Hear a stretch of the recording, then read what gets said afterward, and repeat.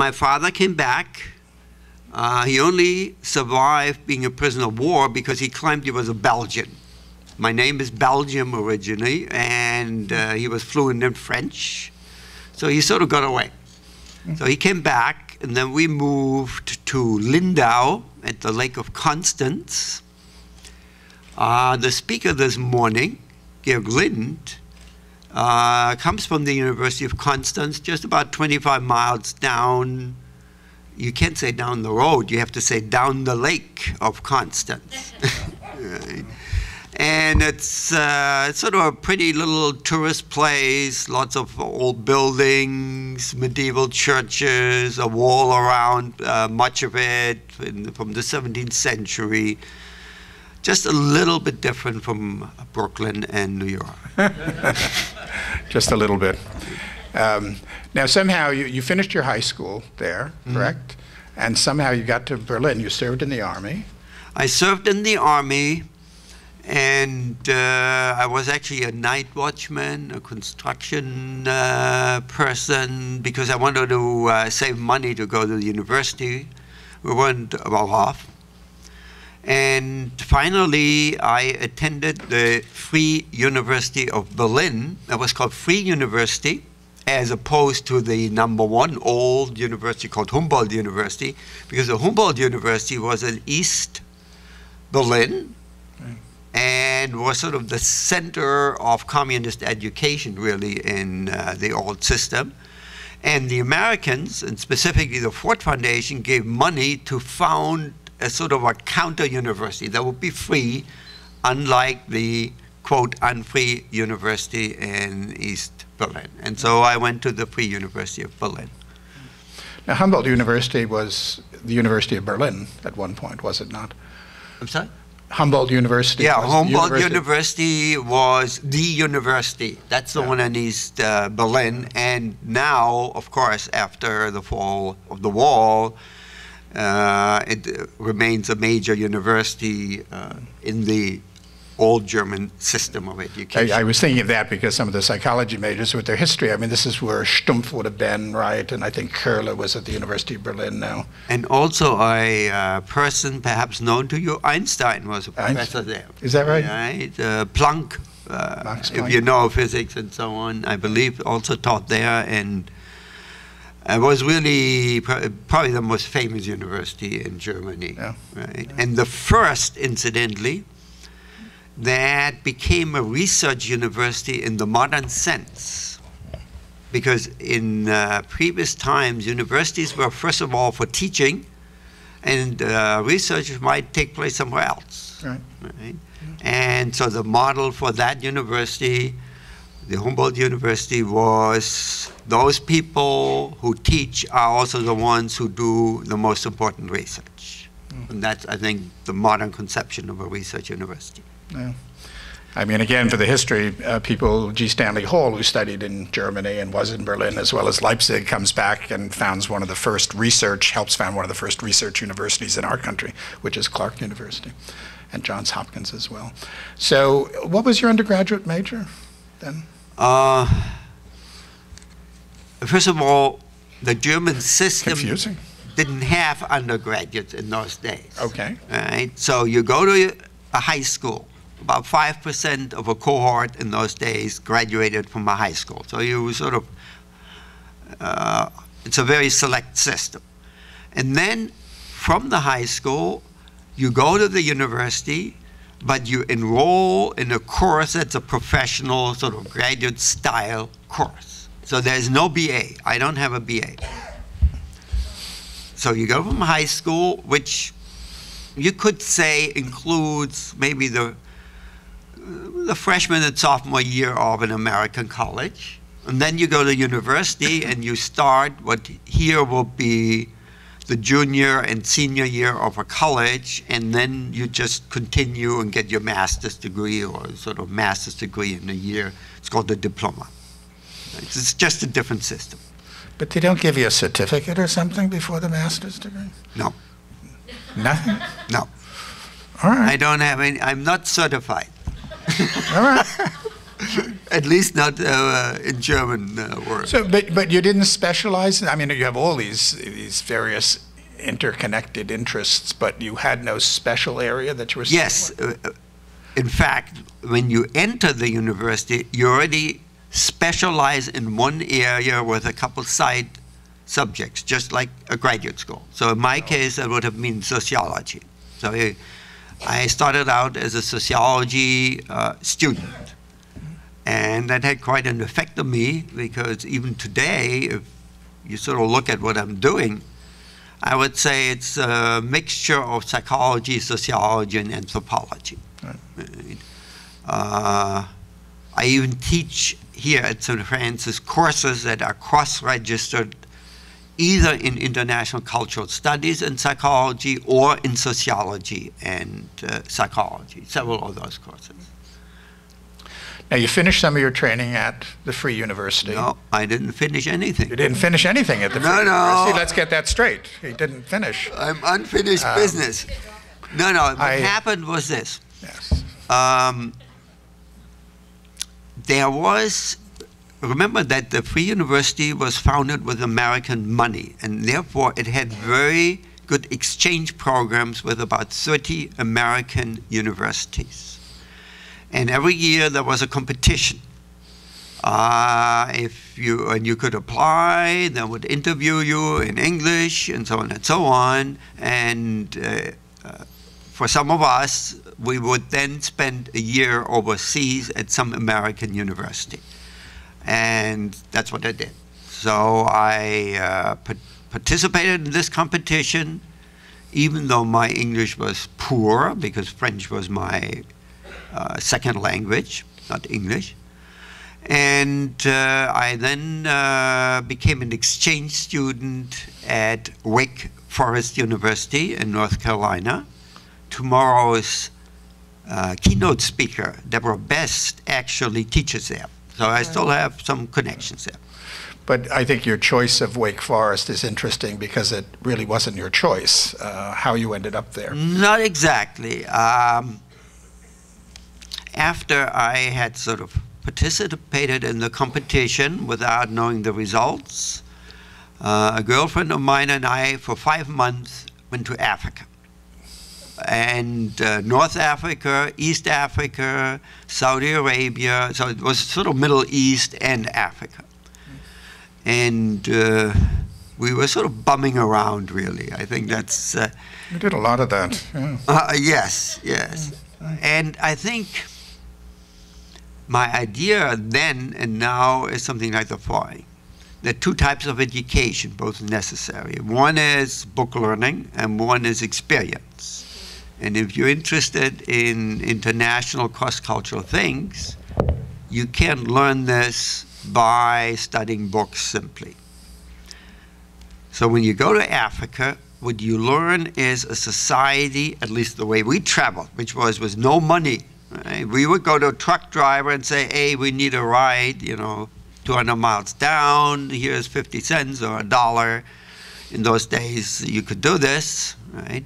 So we learned that society from the bottom up, right? Not tourists from above, but people, truck drivers, and so on. Those were our travel partners, you might almost say. But you had originally intended to go to, was it University of Texas, or you were hoping to go to? Yes, I had sort of a role model. Karl Formaniak is his name. And he had been the valedictorian of my high school. I was just a mediocre student. And he had gone to the University of Texas using the same exchange competition program and had come back. And he told me about this, and I just sort of copycatted him, and even saying I want to go to the University of Texas. Right? But the letter that the university sent to my home place in that little Bavarian town, right, arrived when I was on the road somewhere in southern Sudan, right? And it took weeks before I finally got the letter in Nairobi, incidentally, right? And by then, University of Texas thought I wasn't interested. So basically, I sort of looked at the list that the university had sent, and the place at the very bottom said Wake Forest University. Right? So it was still free. Everybody else wanted to go somewhere else. Right? So that's how I ended up there. I didn't know where North Carolina is. It's a Baptist university. Of course, I didn't know what a Baptist is. I had no idea. I had to go to the embassy and the consulate and look up the map. And Baptist, certainly at that time, meant no drinking, no dancing, no fun. Excuse me if there are any. Officially.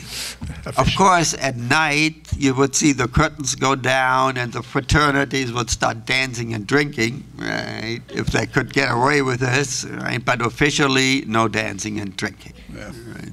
I can't imagine what it was like for you coming from Germany to end up in North Carolina in a Baptist university. I don't know that we have the time to explore that one. But I think you finally got a degree there, eh? Yeah, so I'm now at the university. I go to the sociology department, and since I had by then taken a good number of sociology courses, they were sort of saying, you know, these are more like graduate courses. We don't really have anything exactly for you. Then I went to the psychology department. I had taken exactly one psychology course in my whole life. And they had a very good reputation, and I always wanted to minor in psychology anyway. So I said, all right, let's do psychology. And this was a one-year exchange agreement. Okay. They had started a master's degree program in psychology, quite young, incidentally. And so after a few months, I went to the chair and said, you know, I would like to get a master's degree here. And they were a little bit skeptical for the following reason. My English was poor. So I got an A in social psychology. I got a D in experimental psychology because the professor spoke the southern drawl. I had no idea what was going on. And he had told the class, you know, on Monday evening, we're going to have 2 hours statistics. And that wasn't quite, I had no idea. I had somehow missed this, right? So when I took my first test and there was a statistics problem, I said, I haven't studied this. Where is this coming from? So that's how the D came about, right? So obviously people were a little bit confused about whether I would survive a master's degree program. Right? They gave me an IQ test just to make sure. Right? And just... How'd you do? Wait a moment. Oh. On this IQ test, at I think the 6-year-old level, they will ask you words. What's a puddle? Well, I have no idea what a puddle is. Right? So I flunked. Then advanced adults, edifice, tranquil. That's easy. You know, the French words, edifice, tranquille. My French was much better than English, so it just translated. So I passed superior adult and flunked the 6-year-old level. So they were still confused. But anyway, so, you know, the guy who tested me actually then tested me in German and English. He was, you know, he wasn't stupid. He was quite smart about this. And so it all went ultimately the way it should have gone. Well, thank God. So, all right, we've got you at getting your master's degree. You did a thesis on? I did. I was doing social psych under Herbert Horowitz. Mm-hmm. And I did it on risk-taking. In those days, that was a big topic. And it was, the idea was that when people take risks in groups, they take higher risks than if you would ask them individually.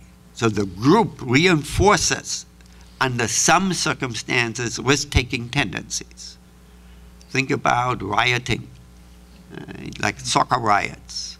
Right? That's risk-taking, among other things, and groups produces sometimes under circumstances where the individuals themselves didn't start this. It was the group atmosphere, right?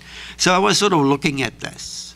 And also that under some circumstances, groups become more conservative than the average member of the group, depending on, it's a little bit complicated, certain circumstances. That was my master's thesis. Now, what year are we talking about? You finished your master's in 68. 68, all right.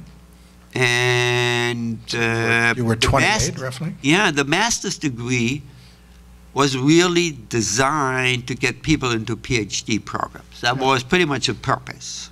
Right? It wasn't to train master's degree students. It was to train oddballs like me to get into PhD programs. Right? So my last year, I applied to all these PhD programs, which, you know, I found them on a list, and some professors would talk about them. So you ended up at Harvard, though. Not bad. Why Harvard specifically?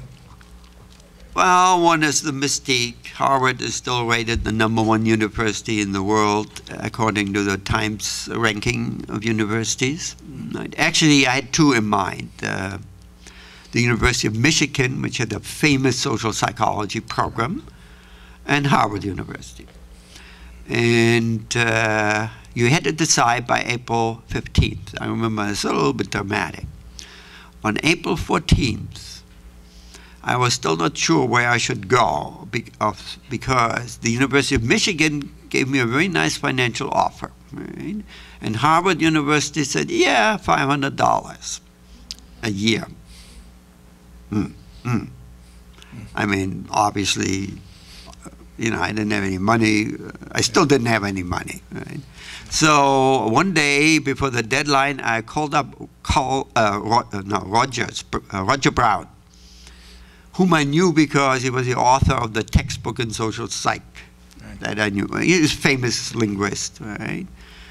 And miracles of miracles, he actually went to the phone. You know, I was actually surprised, right? And I said, look, you know, these are the circumstances. And he, you know, Harvard has money, we all know this. So he said, no problem, teaching fellowship, will pay your tuition, which of course was the biggest chunk of money, and we give you some money on the side, and that will cover your problem. And so I went to Harvard. Yeah.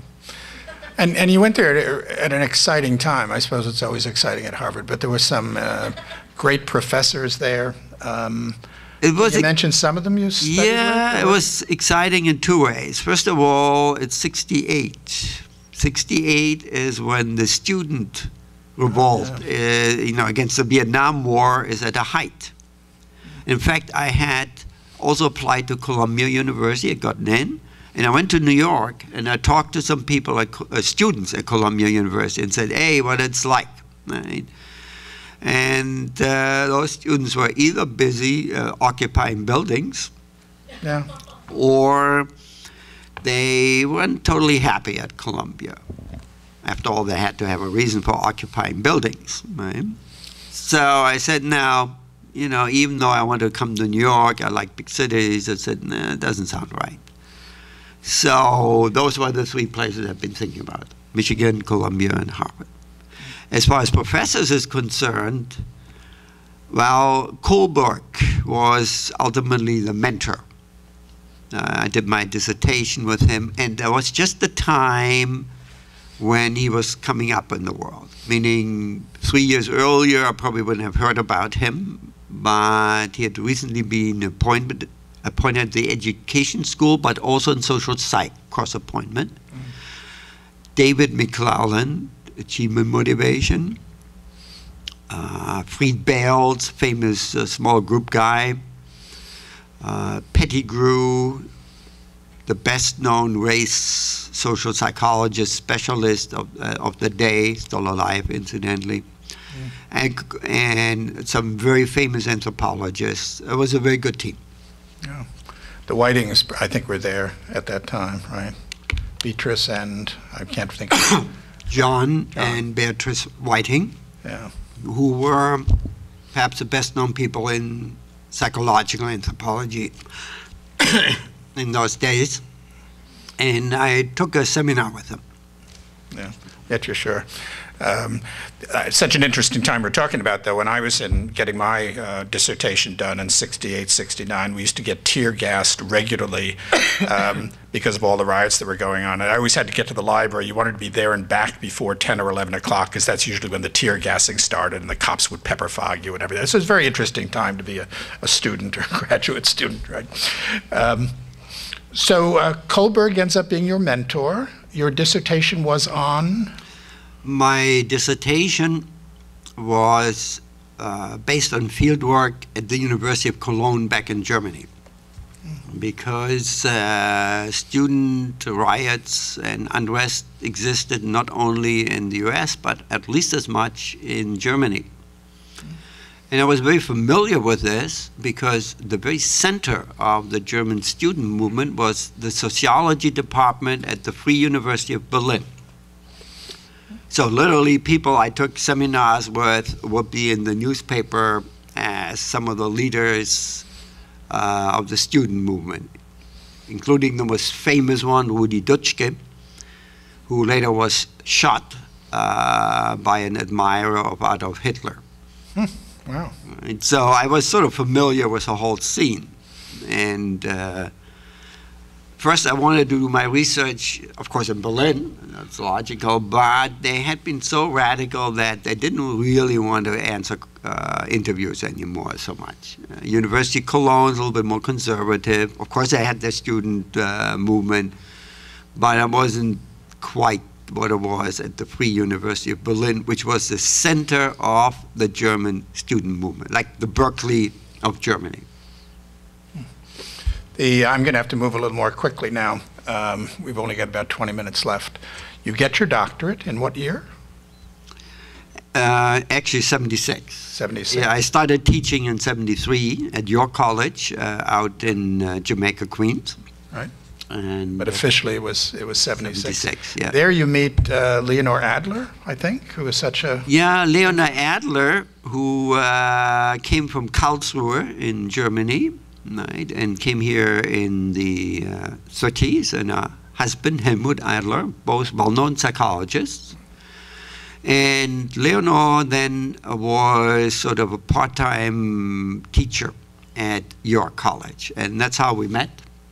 And later she went to Malloy College, founded an institute for cross-cultural psychology, and I sort of copycatted her, because now we have an international cross-cultural institute here, and I think Leonor, she never said that's what I should be doing, but you know, seeing what she was up to, and she influenced me. You have published many, many books. I don't know what the number is now. I'm not sure I want to hear this number, but 19, 20? Number 19 will come out in July. Oh, okay. I was about right. Isn't that amazing? Yeah. And I think Leonor in some ways got you started on that, did she not? Yeah, she was editing a couple books. And, you know how this is. She would ask me, you want to do a chapter? I heard you did a dissertation. And so I took some stuff out of my dissertation and put it into a book, which was about cross-cultural research. But you have to remember, in around that time, in the early 70s, cross-cultural research was sort of a minor little thing in most American universities. It really got going in the early to middle 70s, but most universities weren't very interested in it. But she was a pioneer, and that's one way in which she influenced me. Namely, she published books, including the one in which I published a few chapters on cross-cultural psychology. And it's really through her that I understood, here's this new field. Of course, it suited me. Right? After all, I've been already in Asia and here and there, and I was interested in anthropology and this and that. So it couldn't have been better than to almost discover this field through her. Oh. Now, around this time, you come to St. Francis? I came in 73. In 73. That was my first job. And tomorrow, Donna Chirico, now the chair at St. Francis, at York College out in Queens, will give a talk here. She used to be my student, actually. Oh, is that right? Yeah. It's, that's how, I started out. Yeah. Your courses here originally, what kinds of things did you teach? It was a small department, I assume? Yeah, when I came here in 1980, and I was hired as a chair. Oh, that's right. And so I was chairman from 80 to 90, basically. And 2 people had left the department. So the whole department originally had been 4 people. This is a small place. 2 had left. Right? So before I was hired, the dean said, incidentally, you're going to hire your first person, and here are 50 curriculum vitae, start screening them and pick out candidates. I had not even signed the contract. Is that right? And those are your first hires? Did they stay for a while? Steve Nanolik I hired, who became the chair after me and was the chair for more than 20 years. Yeah, I do remember him. So he's still around, he's still teaching here. Yeah. So that was sort of the starting point. You get involved in several organizations. In fact, you become president of 2 that I know of, 3 groups that I know of. When does that start, your involvement, for instance, with the International Council of Psychologists? Leonore Adler. Again? Yeah. She said, look, there's this bunch of people, right? And there's a conference, why don't you join me, basically? Right? There was an anthropologist, William Diwali, who is at this conference, incidentally, at your college. And he said, if you have nothing better to do, why don't you come with me to the meeting of the Society for CrossCultural Research? So in time I would become president of both of those organizations. But I started out because of the influence of my colleagues, respectively Leonore Adler, ICP, and Bill Diwali, Society for CrossCultural Research. Yeah. The ICP has not been strong in recent years, but I think when you were president, it was really at its peak in a lot of ways. I was a member of it for many years. Membership was high, and then you started that wonderful journal, World Psychology, of which you were the editor. Yes, we started a journal in the late 90s called World Psychology. Yeah. And there was a journal published under the auspices of ICP, but that was exactly when ICP started to run out of money. Wow. And it's very tough to start a journal without any money. Right? Mm. So ultimately ICP said we can't support it, right, and died.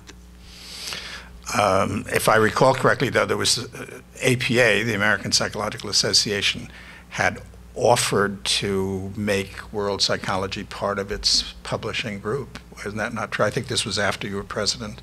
Yeah, they had offered a deal, in my opinion, an excellent deal, so that APA would publish the journal for this International Council of Psychologists for a very small fee. And actually, ICP would have had to raise the membership fee by $10 to do this. Yeah. And for reasons that are too complicated and not very pleasant to contemplate, they refused. Right? Yeah. It's just one of those bad stories. Right? Yeah. It was really a great opportunity, I think, that they missed. And I think the group has been in decline since then. Of course, recently Division 52 of APA, of International Psychology, of which you were also president, has just started publishing a journal in January of this year, and it's an APA journal. It's an APA journal. Yeah. It is doing very well. Judith Gibbs, the editor, told me, I think about 2 weeks ago or 3 weeks ago, that they had already more than 160 manuscripts. Yes. And her rejection rate at that point was 93%. She took only 7% of the manuscripts. Even by APA standards, that's pretty fancy. Yeah. Yeah.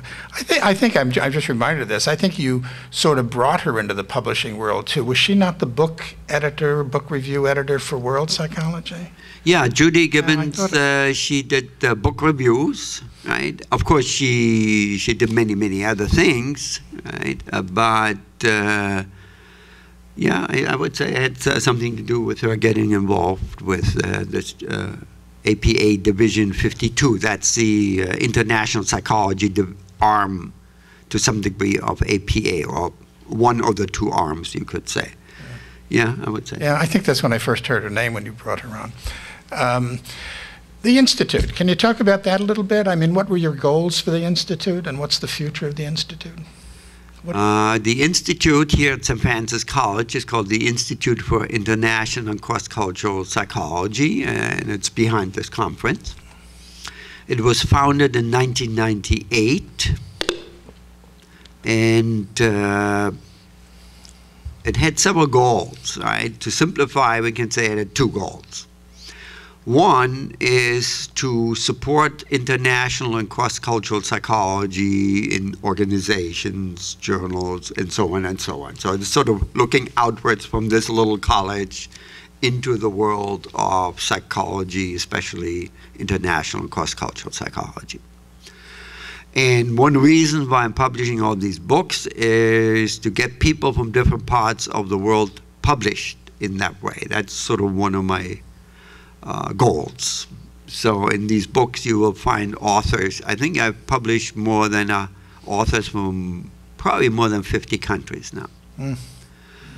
And the other goal is looking towards the students and the institution of St. Francis College, so that our students are exposed to psychology not only as it is practiced within the United States, but also as it is practiced elsewhere, and generally to learn something about psychology viewed through cultural lenses, or cross-cultural lenses. Right? So those are the two purposes of the Institute. I think the first time I ever read about psychology in the Arab world was through one of your books with Ramadan Ahmed. Yes, I couldn't say it, but that opens a whole new world. Opened a whole new world to me, as I'm sure it's done for other people. Yeah, there's sort of an example because it sort of shows you how things happen. I met Ramadan by accident in 1884 because Leonore Adler again had a workshop in Mexico in conjunction with some international conference. Right? So she phoned me up and said, hey, there's this young man I met at the University of Leipzig in East Germany, where Ramadan got his degree from. And he wants to come along, you know, and would you mind sharing a room with him? Right? Of course, I said, no, I'm happy to meet him. That's how we met. And we became friends. He's now at the University of Kuwait, even though he's Egyptian. And we have worked on several projects together, but the most important one is called Psychology in the Arab World. It was first published in 1998.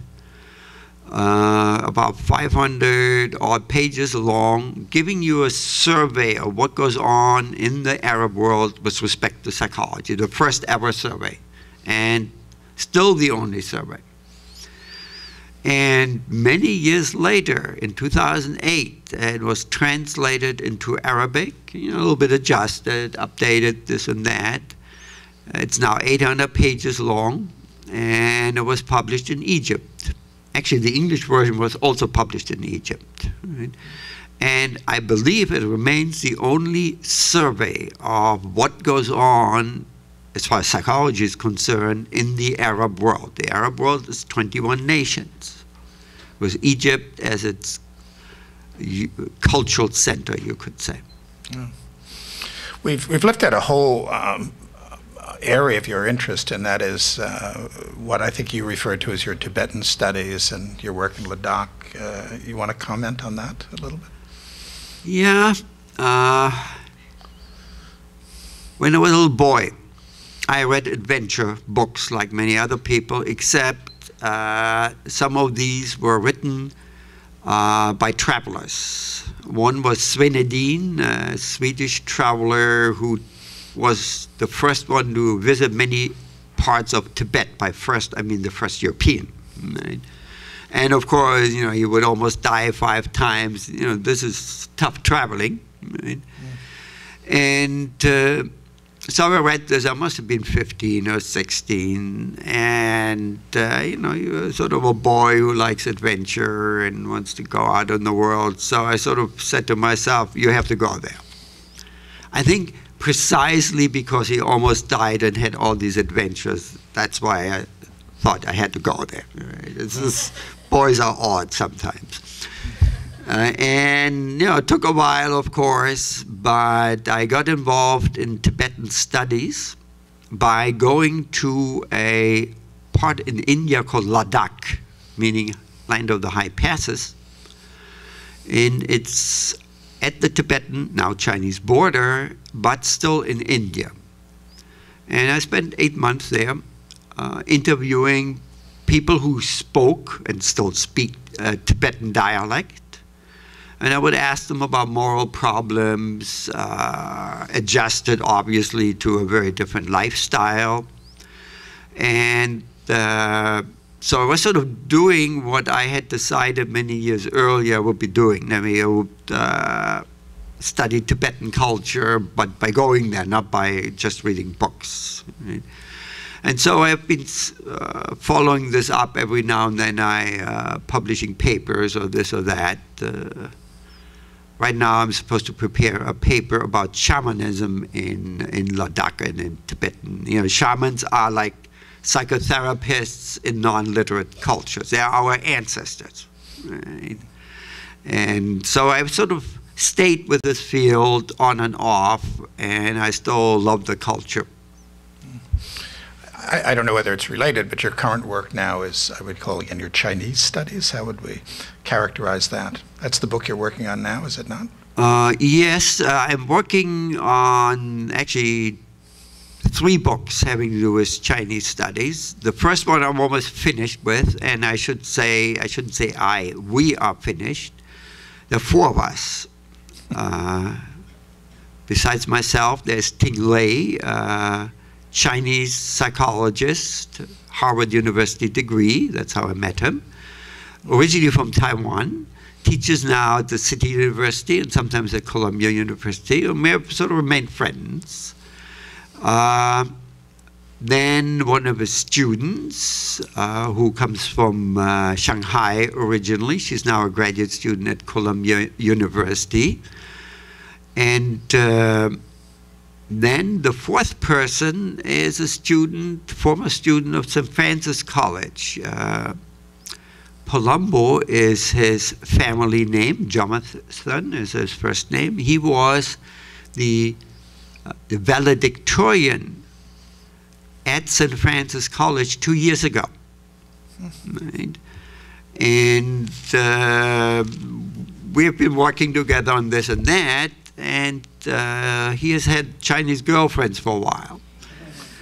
And that's a good way to get in touch with the Chinese immigrant community here in New York City, right? So he's part of the project, and he did a lot of the interviews for us, actually. And he will be here on Saturday and give a talk about some of this. And Ting Lei, the other person I mentioned, right, will also be here. And they both will talk about this project. We're going to wind down in a couple of minutes, but I did want to mention something that occurred to me as you were talking about this. We almost lost you to another profession. I think that people out there would be surprised to know what direction you almost went in besides psychology. I wonder if you know what I'm thinking about. This is before you formally went into psychology. Actually, you don't know the whole story. Oh, so maybe we'll get some good stuff at the end. First, I am very much interested in classical music. So I hope to get involved in classical music, but to be honest, my talents are not, I'm not Horowitz or Toscanini or whatever, you know. So finally I decided, you know, I don't want to be a mediocre classical musician. So that was my first plan. Right? I had some other plans. I had an identity crisis. You know, the details you can follow up in Erickson, and they usually center around occupational problems in the early 20s, and that was me. Right? So I was sort of hemming and hawing. And then I thought maybe I could do photography. That's what I was thinking of. Right? So this is now my hobby, as you can see outside there, if you look at those photographs, right? And I think that ultimately I will do a book on a photography book on the Chinese community here in New York City, right? So these are just some pictures I've been taking. Recently, one of the persons working for me is sitting over there. Right, this gentleman with no hair left, right? Kojak. Kojak counted the number of photographs on my computer.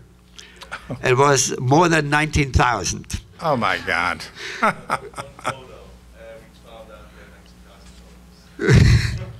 Oh my God. Yeah, so most are now about Chinatown. Of course, not all of them. Right, so I'm sort of getting serious about this. So I want to do a photography volume on Chinatown. Yeah, it sounds serious. Final question. Retirement is looming for you. What's the future hold for you? I will retire and not retire. I will retire from my job as a professor of psychology at St. Francis College when I turn in my grades on May 11th. I basically will have retired, right? But I will not retire from being director of the Institute for International Cross-Cultural Psychology, right? And so I have this long list of books I want to do. And when I say I want to do them, you know, one is almost finished, another one about 2 more months, and so on and so on.